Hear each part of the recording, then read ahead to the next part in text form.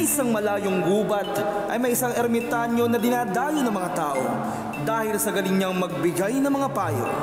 Madalas matalinhaga at malalim ang mga sagot niya. Siya ay si... Ay, Chichirita, Skelly. Tatalino! Oh. Itatanong ko lang po sana bilang baguhan po sa pagiging artista. Ano po ba yung maipapayo niyo sa amin? Ganito yan. Para makilala at sumikat, talento dapat ang puhunan. Pero sa pag-artista, meron kayong dapat tandaan. Ano po Ano yun? po? Dapat magpakababa at huwag masyadong magpataba. Sige po. Pasok po kami doon. Maraming salamat po, Tatalino! Sige, kala ko ito yung tungkod ko, hindi pala. Sige, ito ba? Okay, sige. Sige po. Sige. Nalito si Tatalino. Tatalino.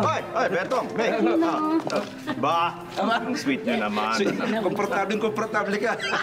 Ikaw talaga. Tatalino, kami po yung nakilala. At naging magkaibigan po sa Survivor. Tapos hanggang ngayon po, magkaibigan pa rin kami. Opo.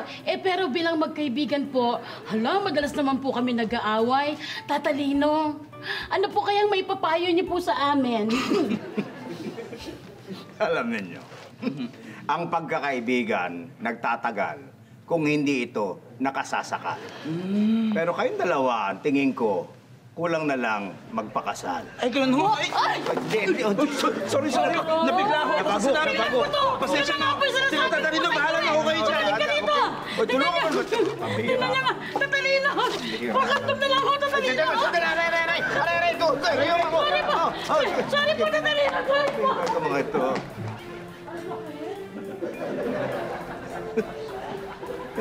Tatalino! Sorry po. Tatalino, sabi nila, kaya doon kami sumikat dahil hindi kami maganda. So ano pong masasabi niyo doon, Tatalino? Ganito yan. Wala sa itsura ng tao ang ikasisikat ng isang show, kundi sa ligaya at saya na naibabahagi ninyo. Oh, bakit parang gusto nyong humirit pa? Meron ba kayong gustong sabihin?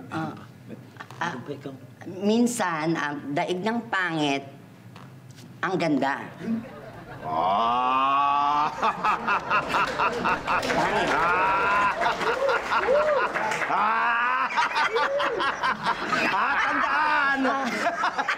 Tandaan! Kung gusto nyo sumaya, dapat mag-tibats ka!